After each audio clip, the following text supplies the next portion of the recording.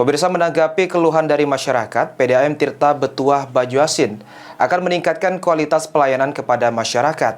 Salah satunya percepatan pendistribusian air bersih secara lebih merata dan terjadwal.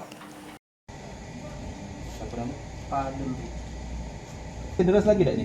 Deras lagi. Hah? Deras lagi? Padahal ini pakai pompa di situ. PDAM Tirta Betuah berhasil meningkatkan frekuensi distribusi air bersih yang sebelumnya hanya mengalir setiap 10 hari sekali, kini menjadi setiap 4 hari sekali. Hal ini dilakukan karena menanggapi keluhan dari masyarakat pelanggan PDAM. Hendra Gunawan, Direktur PDAM Tirta Betuah mengatakan, saat ini pihaknya terus berbenah guna meningkatkan kualitas pelayanan kepada masyarakat dengan program percepatan pendistribusian air.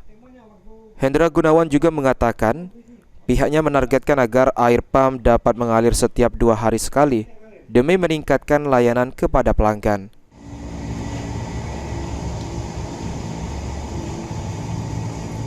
Alhamdulillah untuk pelaksanaan distribusian sudah mengalir, dan sepertinya memang benar yang kita lakukan itu percepatan untuk sementara ini sudah 4 hari sekali. Tetapi mungkin masih ada PR-PR sedikit yang ada beberapa jaringan yang masih akan kita perbaiki. Insya Allah semoga kegiatan untuk percepatan ini membuahkan hasil untuk masyarakat dan khususnya pelanggan PDAM yang ada di Kabupaten Banjuasin, khususnya di Pangkalan Balai. Sekarang sudah 4 hari sekali Pak ya dari 4 hari sekali. Pak, program kita ke depan selain ini apa untuk yang pertama kita akan mengejar percepatan dulu.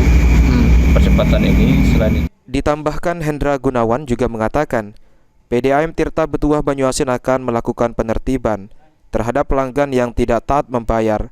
Langkah ini diambil agar tidak merugikan pelanggan yang rutin membayar tagihan. Ridha Ilahi, PAL TV.